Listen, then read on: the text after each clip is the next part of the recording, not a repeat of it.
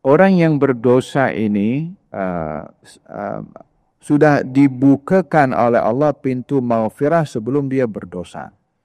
Dalam artinya adalah jangan sekali-kali berputus asa untuk memohon ampun dan bertaubat sebanyak manapun dosa yang ia lakukan. Dan berazamlah dengan sungguh-sungguh untuk dia berhenti dan bertaubat daripada dosa. Sallallahu ala Muhammad, sallallahu ala Muhammad, sallallahu ala Muhammad, sallallahu ala Muhammad.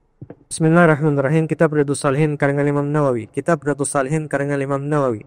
Qala al-Imam An-Nawawi wa nafa'nahu bihi fi ulumihi fi ad-darain. Amin Allahumma amin. Amin.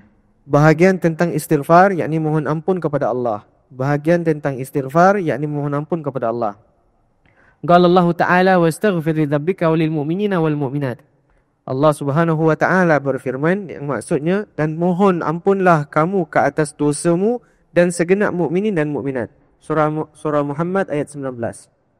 Wa qala ta'ala wastaghfirillaha innallaha kana ghafurar rahima.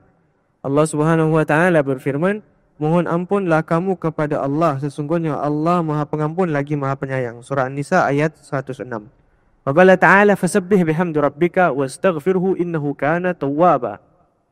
Allah Ta'ala berfirman, bertasbihlah dengan memuji Tuhanmu dan mohonlah ampun kepadanya, sesungguhnya dia adalah Maha Penerima taubat. Surah An-Nasr ayat 3. Wa qala ta'ala lil ladzina taqaw inda rabbihim jannatun tajri ila qawlihi 'azza wa jalla wal mustaghfirina bil ashar. Allah Subhanahu wa Ta'ala berfirman, bagi orang-orang yang bertakwa, pada sisi Tuhan mereka ada syurga yang mengalir di bawahnya sungai-sungai. Mereka kekal di dalamnya. Dan di sana ada pula isteri-isteri yang disucikan serta keredaan Allah. Allah Maha melihat akan hamba-hambanya, iaitu orang-orang yang berdoa, wahai Tuhan kami, sesungguhnya kami telah beriman, maka ampunilah segala dosa kami dan peliharalah kami dari seksa neraka, iaitu orang-orang yang sabar, yang benar, yang tetap taat, yang menafkahkan hartanya pada jalan Allah Subhanahu wa Ta'ala dan yang memohon ampun di waktu sahur. Surah Ali Imran ayat 15 hingga 17. Wa qala ta'ala wa ma kana Allahu liyu'adzibahum wa anta fihim wa ma kana Allahu mu'adzibahum wa hum yastaghfirun. Allah Subhanahu wa Ta'ala berfirman, Allah sekali-kali tidak akan mengazab mereka sedang kamu berada di antara mereka, dan tidaklah pula Allah akan mengazab mereka sedang mereka meminta ampun. Wa qala ta'ala walladzina idza fa'alu fahishatan aw zalamu anfusahum dzakarullaha fastaghfiru li dhunubihim wa may yaghfiru dhunuba illa Allah wa lam yusirru 'ala ma fa'alu wa hum ya'lamun. Allah Ta'ala berfirman, dan orang-orang apabila mengerjakan perbuatan keji atau menganiaya diri sendiri, mereka segera ingat kepada Allah lalu mohon ampun terhadap dosa-dosa mereka. Dan siapa lagi yang dapat mengampuni dosa selain daripada Allah? Dan mereka tidak meneruskan perbuatan kejinya sedangkan mereka mengetahui. Surah Al-Imran ayat 135. Wa bihi lahi qala hadatsana anil Agharr al-Muzani radhiyallahu anhu anna Rasulullah sallallahu alaihi wa alihi wasallam qala innahu la yughanu ala qalbi wa inni la astaghfirullah fil yawmi 100 marrah. Rawahu Muslim. Dari Al-Agharr al-Muzani radhiyallahu anhu bahawasanya Rasulullah sallallahu alaihi wa alihi wasallam bersabda bahawasanya kadang-kadang timbul perasaan yang kurang baik dalam hatiku, dan sesungguhnya aku membaca istighfar, yakni mohon ampun kepada Allah 100 kali dalam satu hari. Oleh Muslim. Naam, ada penghujung daripada kitab Riyadhus Shalihin diakhiri oleh Imam An-Nawawi dengan kitabul istighfar, dengan harapan mendapatkan ampun dan maaf dari Allah Subhanahu wa Ta'ala. Mungkin dalam penulisan, mungkin dalam apa ada kekhilafan, dengan harapan penghujungnya itu adalah baik, yaitu mendapatkan maghfirah. Tuba liman wajada fi sahifatihi istighfaran katsira. Katanya bertuah orang yang ketika membuka kitabnya nanti di hari kiamat yang banyak amalan yang dicatat amal ibadah istighfar. Dalam ayat-ayat yang dibaca tadi di sini, perintah daripada Allah Subhanahu wa Ta'ala untuk memperbanyak istighfar, dan Allah suka kepada orang-orang yang beristighfar. Baik istighfar itu kerana dosa atau istighfar itu kerana hal yang kurang layak, atau istighfar itu sebagai zikir yang mengangkat darjat seseorang walaupun dia tak berdosa. Ya kan? Para anbiya beristighfar walaupun tak ada dosa. Untuk apa mereka beristighfar? Untuk mengangkat darjat, karena istighfar para anbiya mengangkat darjat para anbiya lebih tinggi. Dan istighfar itu adalah satu ibadah. Yang kedua, ada istighfar disebabkan oleh karena hal-hal yang mungkin kurang elok walaupun bukan dosa. Contohnya orang borak-borak kan, borak-borak mungkin ketawa terbahak-bahak kan, atau sorak-sorak tengok bola sepak kan, kalau sudah masuk gawang melompat semua kan, dengan tidak dosa, tetapi macam lebih kepada hiburan yang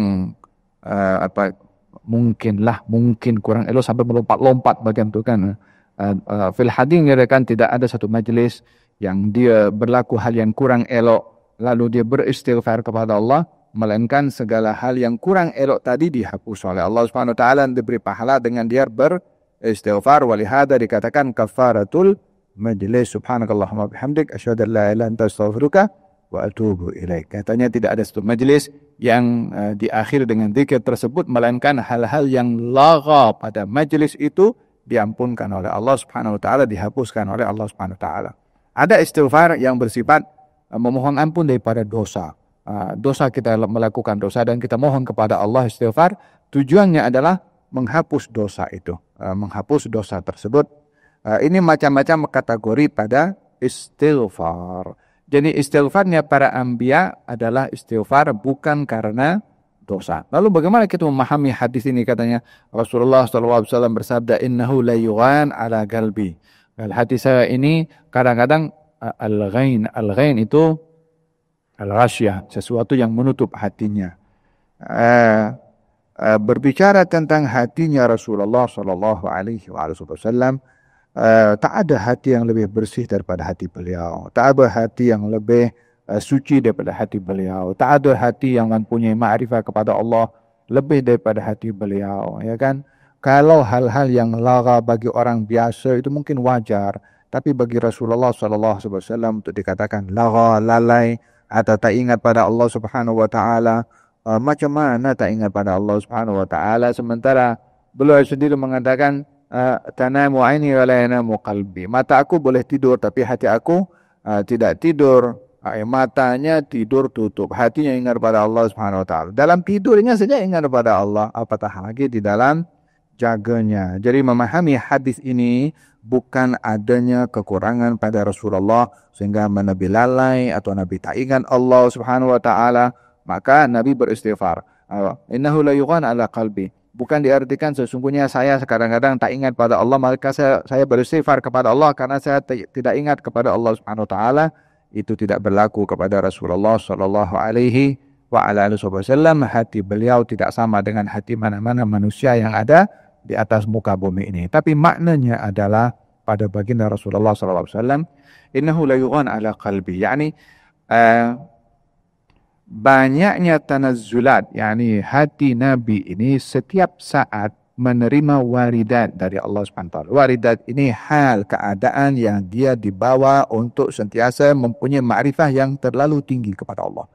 Yang kadang-kadang pada saat tanazzulat itu, beratnya apa yang dipikul oleh baginda Rasulullah SAW menyebabkan kekurangan kemampuan untuk memikul tanazzulat, pemberian itu dari Allah. Maka dia beristighfar. Yakni lebih mudahnya beristighfar karena ketinggian makam yang dipikul oleh hati Nabi SAW. Itu arti la yuhan ala qalbi, yakni ada terlalu berat hati ini memikul pemberian dari Allah Subhanahu wa taala, khawatir tidak mampu, maka saya beristighfar. Malaikat beristighfar kepada Allah Subhanahu wa taala. Apa dosanya malaikat beristighfar kepada Allah taala? Tak ada dosa pun. Istighfarnya malaikat adalah untuk mendapatkan kedudukan di sisi Allah Subhanahu wa taala. Demikian istighfarnya para anbiya, ya apatah lagi istighfarnya Rasulullah sallallahu alaihi wasallam yang merupakan afdalul anbiya sallallahu alaihi wa ala alihi wa sahbihi wasallam. Bil hadis katanya Sementara beliau sebenarnya pakai khutbah di atas mimbarnya kan. Dibuka di hadapan saya ini oleh Allah Subhanahu wa taala tentang telaga hal. Dan ada mimbar di situ, dan itu mimbar saya ada di sana. Telaga itu di mana mimbarnya Nabi ada di situ, di mimbarnya Rasulullah sallallahu alaihi wasallam. Itu haud kan hal yang akan berlaku di akhirat nanti. Nabi belum melihatnya sementara beliau berada di Madinah Munawwarah.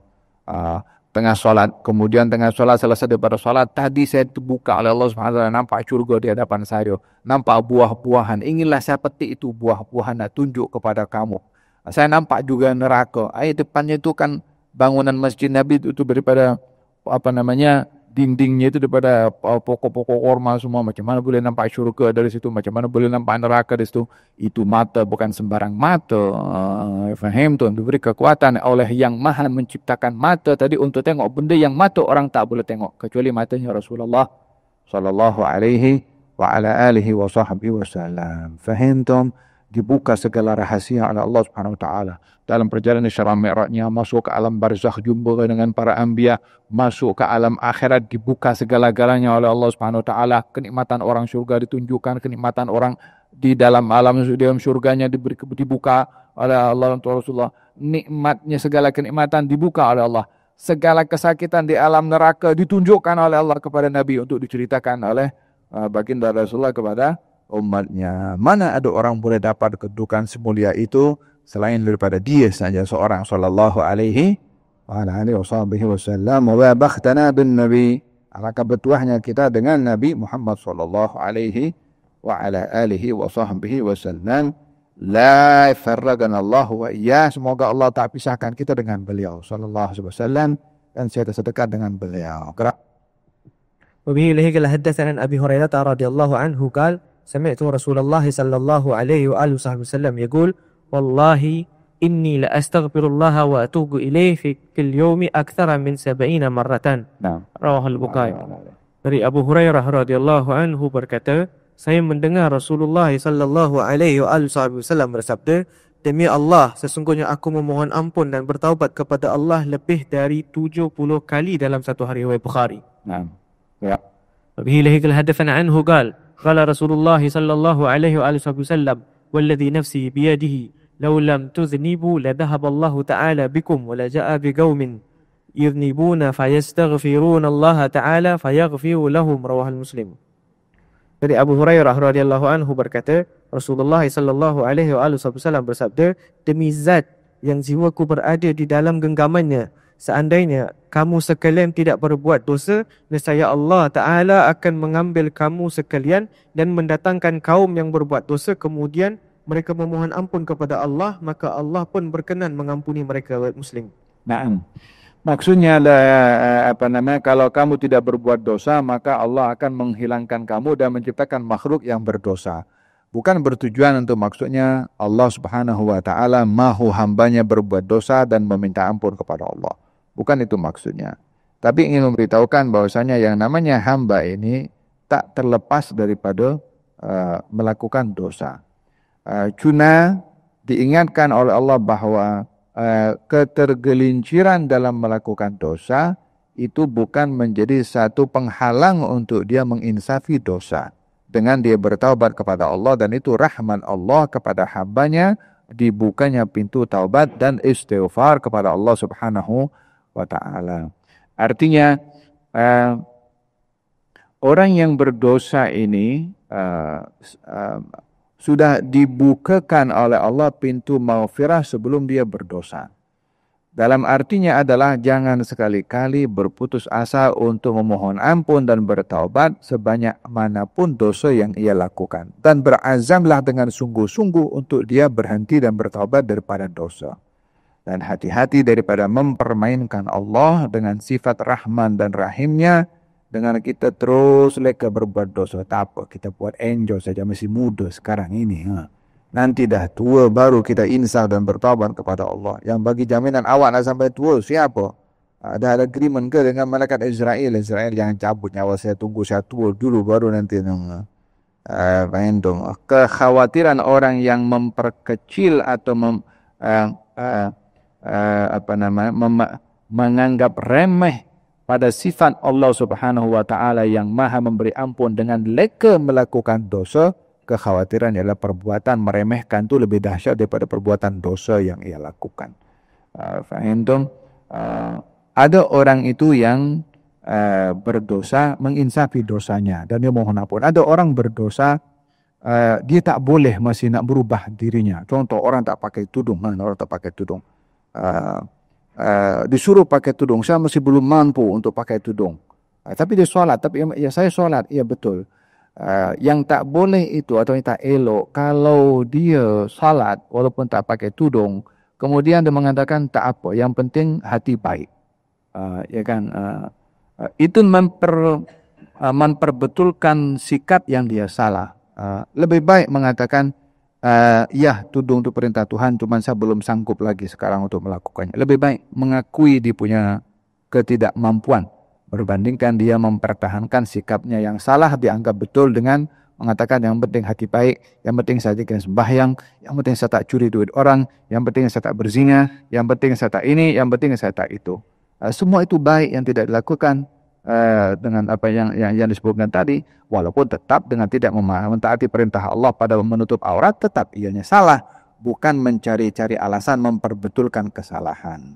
Tahentum akui kelemahan diri untuk dia berbuat kebaikan atau menghindari pada hal yang dilarang, berbandingkan mencari-cari alasan untuk memperbetulkan benda yang salah, menganggap betul pada benda yang salah. Gerak. وبه إليه قال حدثنا عن ابن عمر رضي الله عنهما قال كنا نعود لرسول الله صلى الله عليه وآله وصحبه وسلم في المجلس الواحد 100 مرة رب اغفر لي وتب علي إنك أنت التواب الرحيم رواه أبو داود الترمذي وقال حديث الحسن صحيح.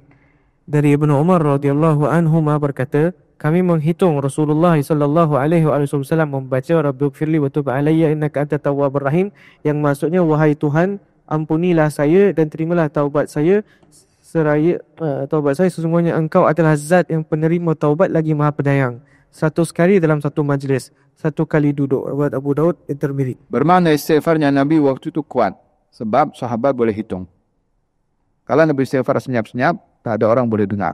Ini Nabi istighfarnya agak kuat, sehingga sahabat di sebelahnya boleh hitung sampai 100 kali. Yang duduk sebelah Nabi, astagfirullah, apa nama? Rabbi fili utub alayya innaka antat tawwabur rahim, fili utub alayya innaka tawwabur rahim, Rabbi fili utub alayya innaka antat tawwabur rahim. 100 kali dalam satu majlis. Sahabat di sebelahnya dengar dan dikira berapa kali dia istighfar. Ternyata didapati 100 kali beliau beristighfar setiap hari. Gerak. وبه إليه قال حدثنا عن ابن عباس رضي الله عنهما قال قال رسول الله صلى الله عليه وسلم من لزم الاستغفار جعل الله له من كل ضيق مخرجا ومن كل هم فرجا ورزقه من حيث لا يحتسب رواه Abu Daud.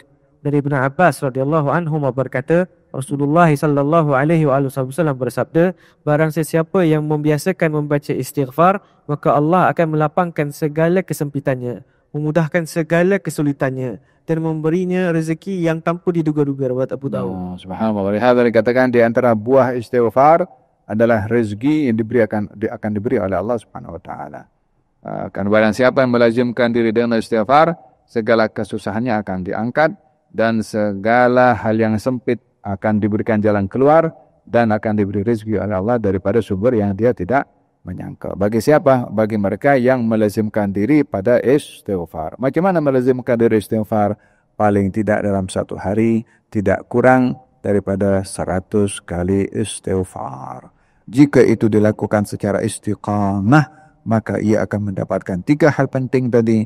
Yang pertama, jalan keluar kata segala permasalahan, segala kesusahan akan diangkat, dan rezeki akan datang. Wallahu a'lam. Jazallahu anna sayyidana Muhammadan Sayyidana Muhammadan ma huwa ahluhu